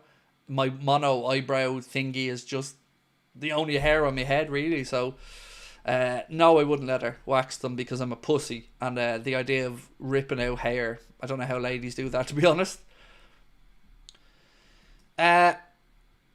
CJK Callum said, first time donating, but let's win the slot, mate. Thank you, Callum, and welcome in, bro. Thank you so much, mate. Really do appreciate you sending a super chat and a comment in, bro. It's such a great... I did not expect this weekend. Honestly, I didn't think Arsenal were going to drop points at the Amex, particularly after going ahead as early as they did in the game. But, God, it feels good. It feels so good right now to know that if we win our 2 games in hand, we're 11 points clear. 11. It's genuinely... I didn't expect it this year. Did not expect it. This is the most pleasant surprise. Because most years under Jurgen, I expected a title race. Because we knew what we had. We knew what Jurgen was about. We knew where we were. But with Arne coming in, there was a lot of hope. A lot of uncertainty. Maybe some optimism, some pessimism. But my honest opinion was we'll finish 3rd. And that's okay. And the target was to beat the points tally from last year. And if we did that, it's progress to a great season. So to be sitting here now in this position, I mean, I just didn't expect it. Did not expect it at all. And it's just a beautiful surprise.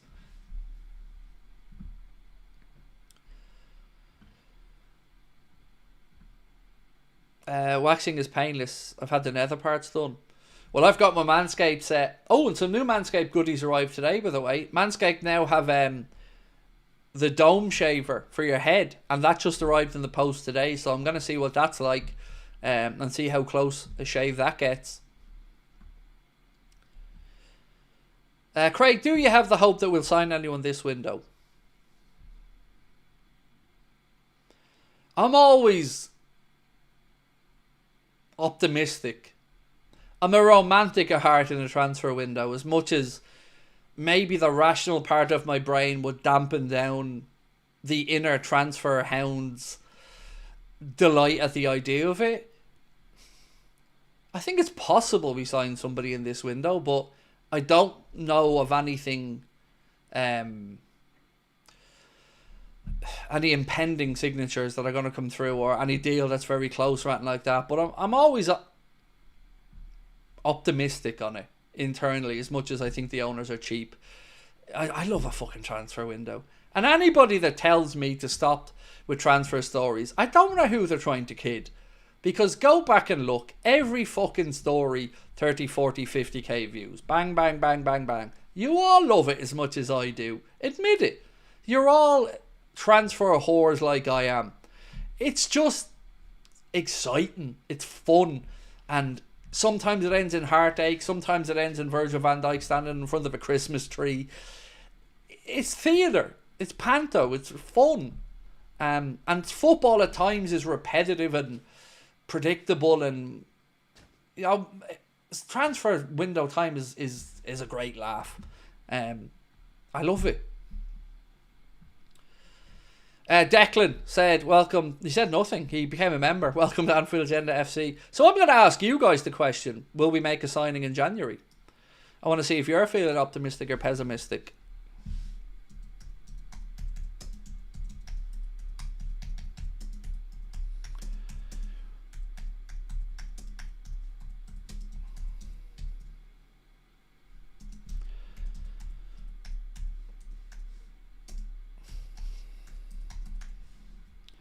Right, so, question, I've worded this very specifically. Will Liverpool make a first team January signing? Because I'm not giving you a get out of jail card of, yes, we'll sign a kid. No, that's a Q&A, so we'll end the Q&A, Craig, because apparently I don't know the difference between a Q&A and a poll. So, excuse my stupidity, we'll go again. And this time I won't do a Q&A, I'll do a poll.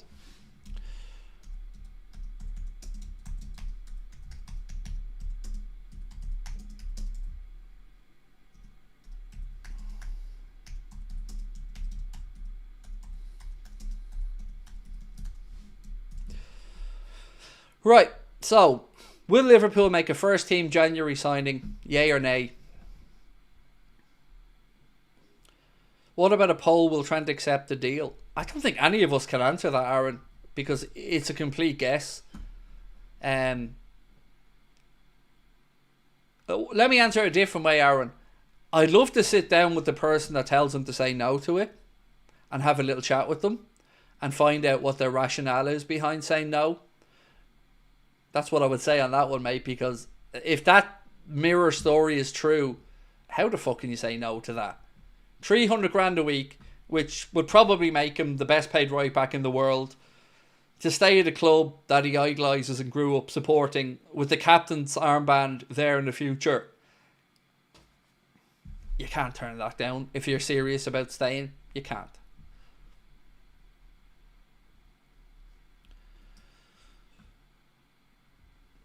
Right, I'm just checking to see if more stuff's come through.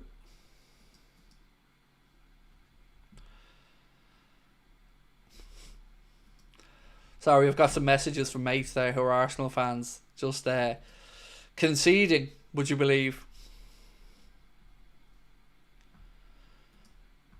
Liverpool Agenda, thank you, sir, for your super chat. Said, hi Craig, do you think if Salah is still at Liverpool till he retires, maybe another 3 or 4 seasons, he can beat Ian Rush's goal scoring record?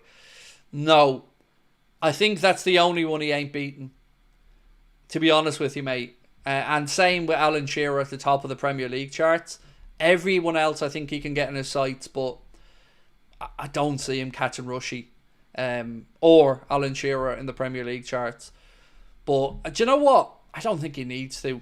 You know, a few more trophies. If he delivers another Prem in the Champions League, and I mean,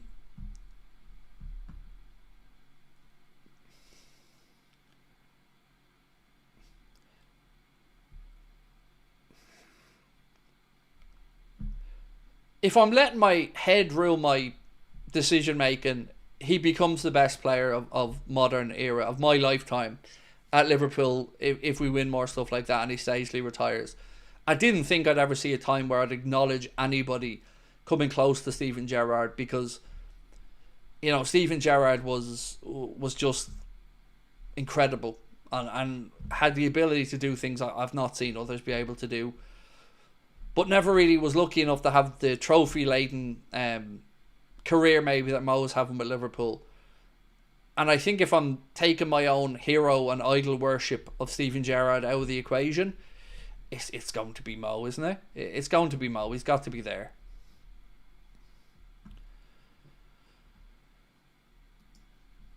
Carl said, Craig, with our green tinted glasses on, would you take Evan Ferguson? Would love to see him at the club. Snowing here in Hollyfort. Oh, jeez, you're only up the road, mate. I mean, yeah, I'm a bit surprised there's a chance of him going out on loan, Carl. And if there was a chance to get him on loan with an opportunity or a fixed fee to buy in there, perhaps. I think Spurs, if I'm Spurs, I know they brought Solanke in, but I always thought Evan Ferguson would have been a smart play there. Or if I'm United and I've got a bit of patience, I would look at him as well. But, you know, I won't ever deny the fact that I would have green tinted glasses on around any of our players like that are Irish, mate. Yes, I'd love to see them in the Liverpool shirt. It's me said captain's armband should not be included in contracts. You either deserve it or you don't. And to be fair, mate, to Trent, the reports are said that he never asked in any of these negotiations. The armband never came up, and I believe that to be the case as well, because I think he knows he's the natural successor there to Virgil. He's a senior pro at the club. He's a vice captain. Yeah, I wouldn't imagine that caveat will be in there, because you're intentionally undermining Virgil, and I don't see Trent doing that.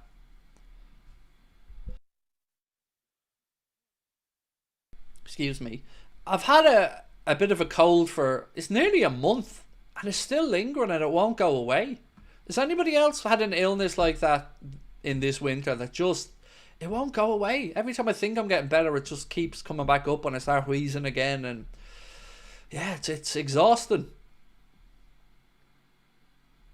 What was the question? Are you willing to arrange a protest against FSG? No, I'm not. I don't... Right, how do I describe this without still explaining my position? I don't want to add to any distraction for Arne Slot and the players. And I think, personally, the time to do these things is in the middle of campaigns. So, if you were to try to protest, you do it in the summer when there's no games at stake.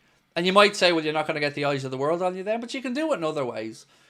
I don't want to be any part of a destabilising part of a fan base that takes away goodwill or support to the lads who are on the pitch and the manager who deserve the backing for the great stuff they're doing. So I would say happy to have that conversation, but not during the campaign. That's how I honestly feel about it. And also, it's 4 days into the window, and I get it. I know that's a bit hypocritical coming from me, but I don't want to destabilise the lads on the pitch at the minute. I just don't. I do it at the end of the season, perhaps, but not now.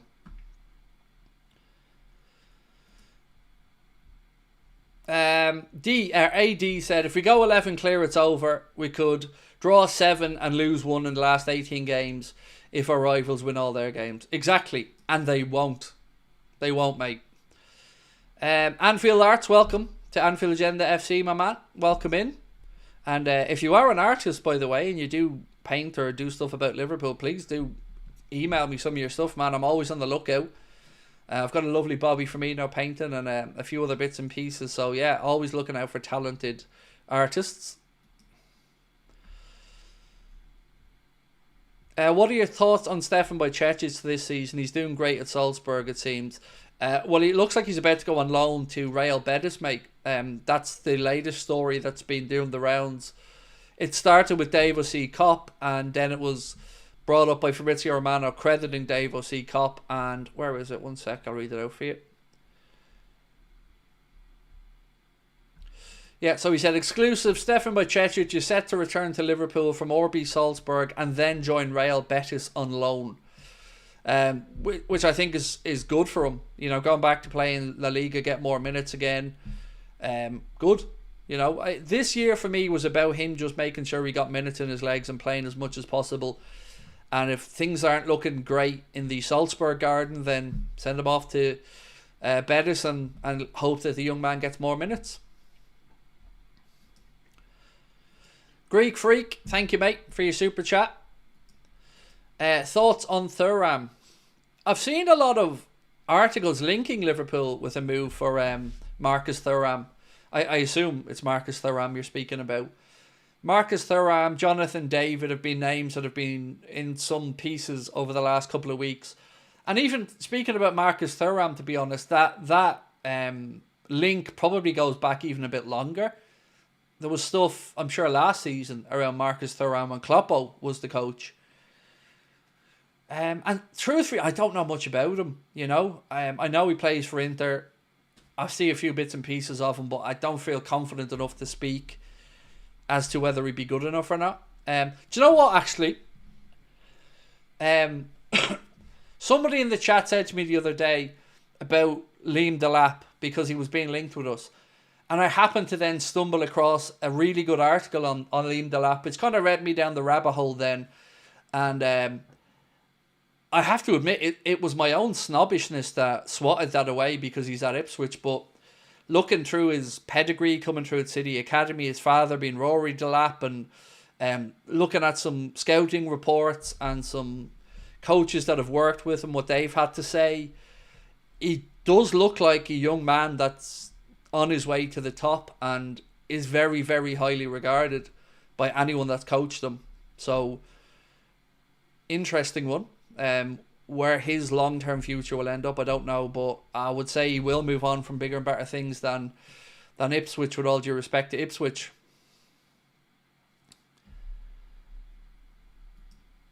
Been watching you for years, proud of you, bro. Thank you, my man. I love that when I get people like that maybe don't comment too often or just pop in to, say hello every now and again. Thank you.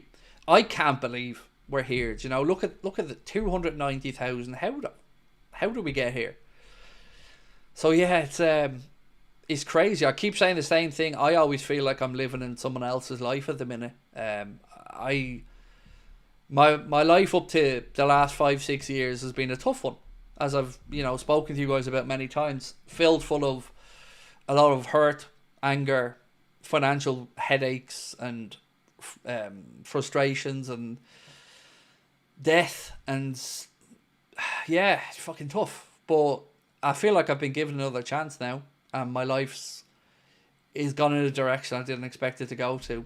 I've always known I've had a great family and an incredible wife, but I never expected to have so many people get behind me like you guys have. That is, it's the most soulfully fulfilling thing I've encountered in my 43 years on this planet, outside of family stuff. I mean, I feel so proud just to be part of the community, let alone maybe the patriarch of it. It just makes me feel incredibly honoured. And yeah, I don't know. I always look around, and I had this little phrase that I always used to say with my psychologist, is why not me? Why not me? And he said something to me a few years ago when I was having doubts about, the amount of trolling I was getting and not being taken seriously and all this other shit. And he just said to me, lucky people aren't lucky. They're people who put themselves out there to be judged. And it kind of stuck with me. And I just kept saying, fuck it, why not me? Why not me? I love Liverpool Football Club.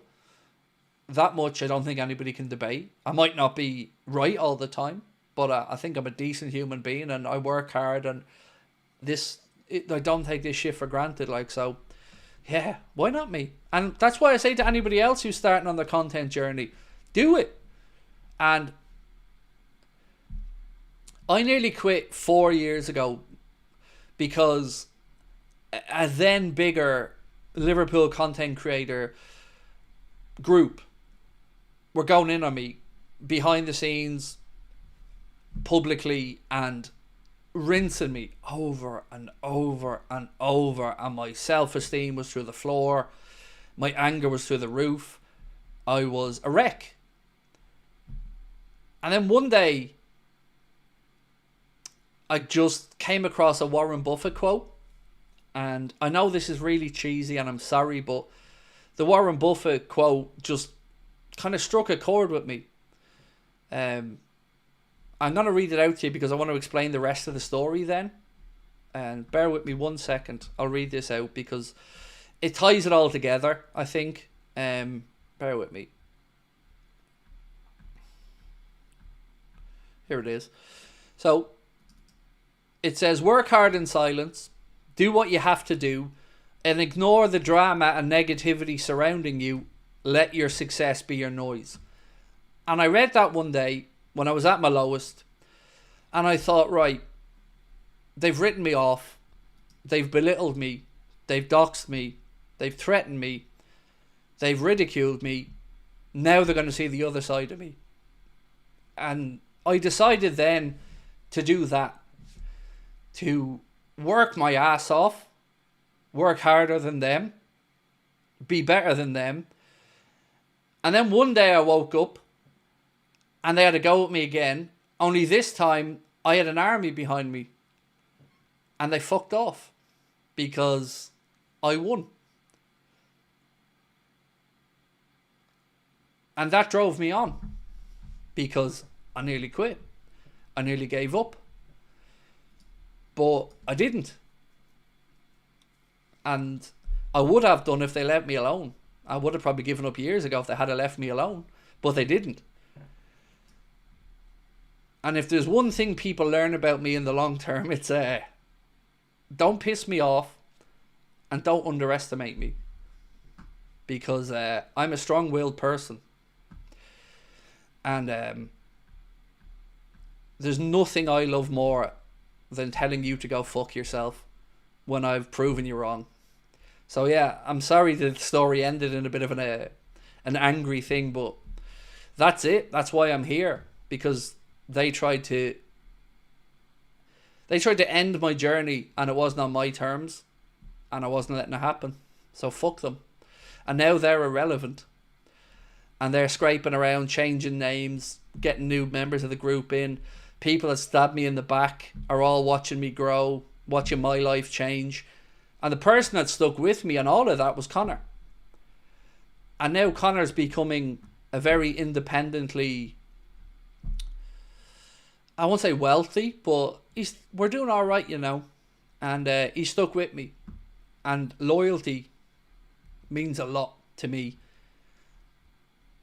So yeah. Thank you for sticking with me as well, is where I'm going with that. Because, you know,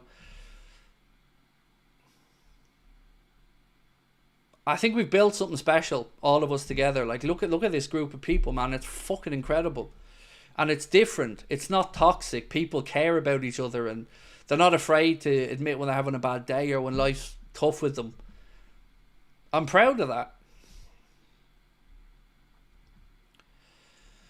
Josh said, "Hey Craig, happy to be a part of this great community. Thanks for brightening my life up. Thanks moderators for healthy chats. Happy New Year to all." Thank you, bro. And thank you all for being the people you are. Because I'm incredibly proud to call you all friends. Where's this one? Oh, sorry. Bring that back up.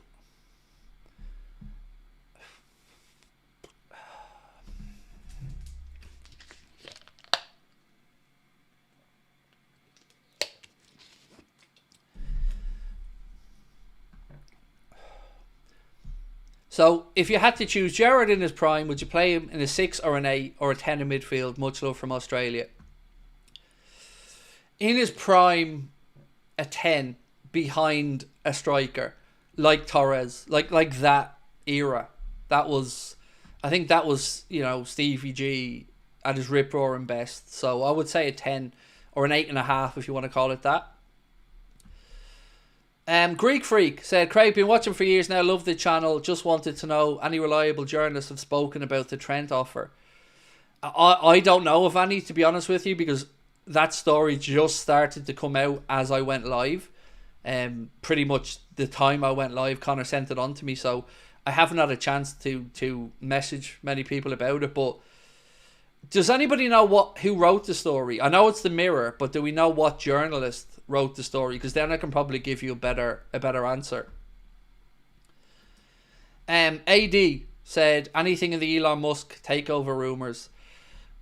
It's hard to say. Like, we know he has the money, so we know that side of it's possible. I hope not, is what I'm going to say. I hope not, because I don't think Elon Musk is the right fit for Liverpool as a city. What was the story? The story was, one sec, I have the headline here.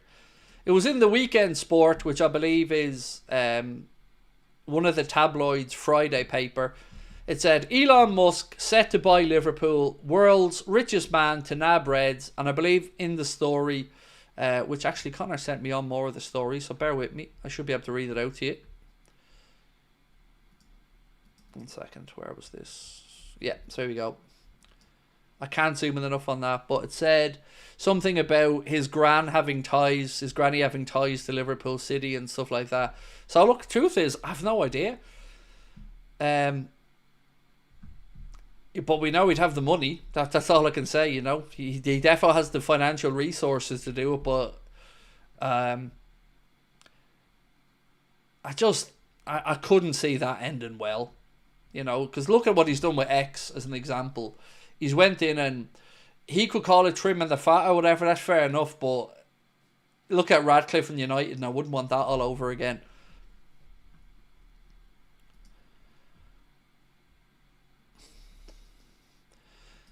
Jack Potman said, not the biggest Liverpool fan, but your honest personality just got you a new sub. Keep it up. Appreciate you giving me a chance, Jack. Thank you. Appreciate you, mate. And yeah, welcome in. Welcome to the group. So John Richardson wrote it. Don't know much about him, to be honest, so that doesn't really help me on that one. Sorry. I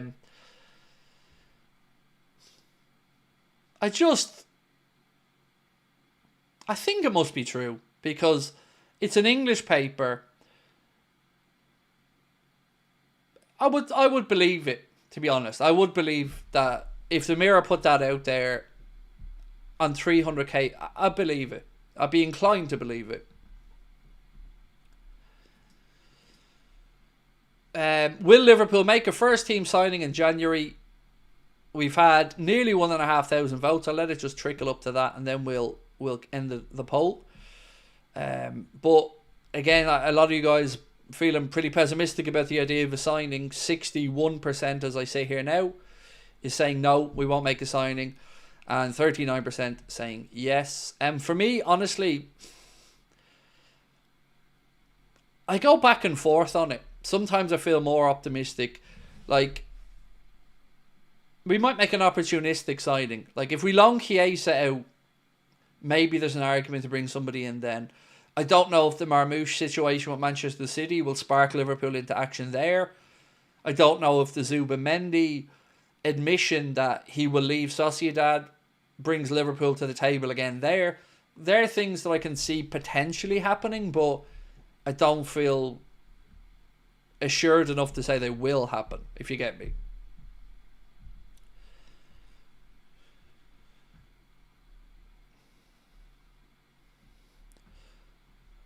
Craig, keep doing what you're doing. F the haters. If you could bring back 2 former players to pick, Gerrard and Suarez. I agree with your 2 choices. Exactly the 2 I'd put in the team as well. Or Gerrard and Robbie Fowler. One of those. Gerrard and Fowler or Gerrard and Suarez. Yeah, I agree with you. LFC Tom said, I agree with a lot of criticism of FSG, but I still think they're more competent than most owners, especially for the PSR era. So my answer to this, Tom, is probably going to be a bit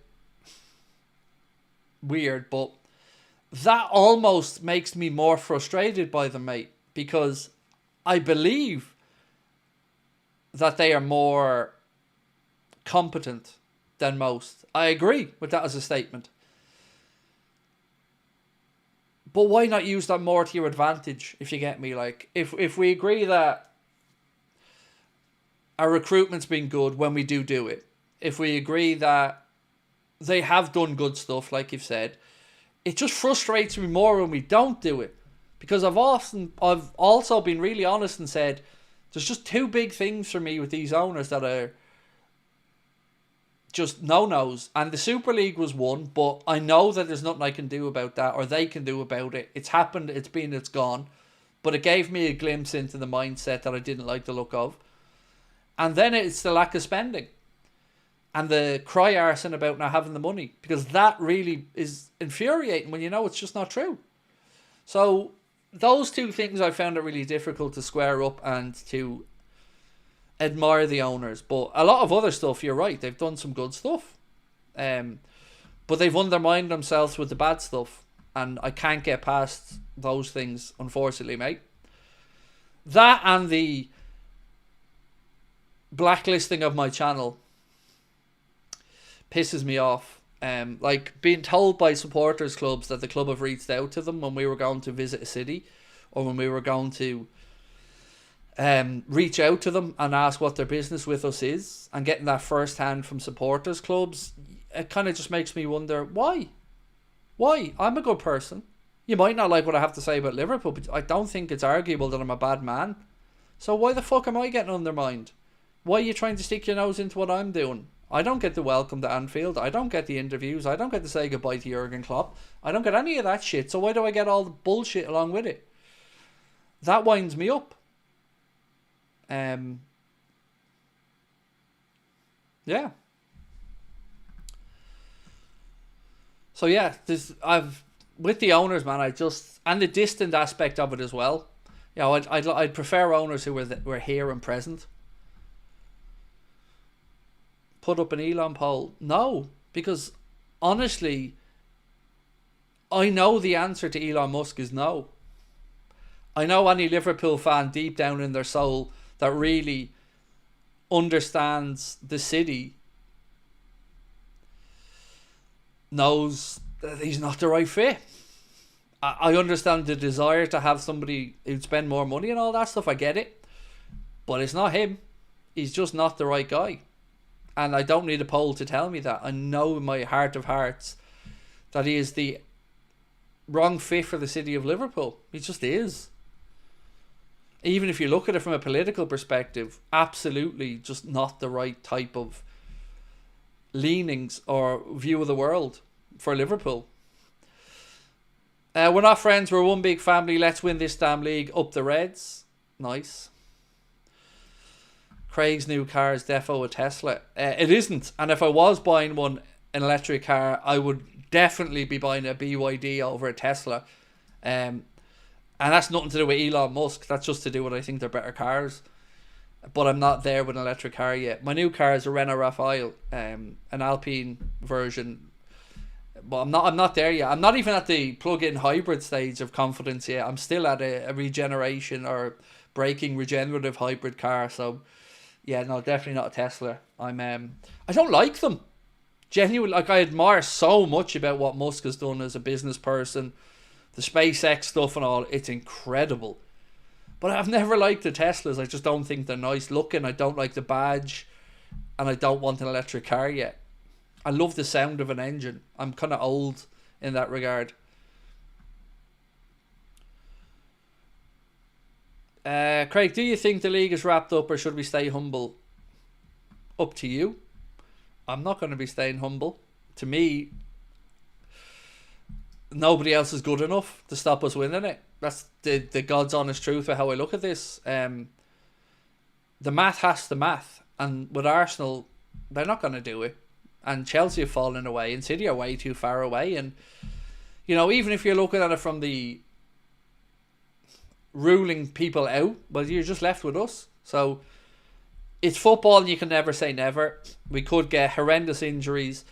Confidence could go tomorrow. But I just don't see it happening. And I think the fact that we have won a league title before and a lot of those lads are still at the club, I think the mixture of that with the likes of a Gravenberch and a Maka who want their first one, I just see us getting over the line with it.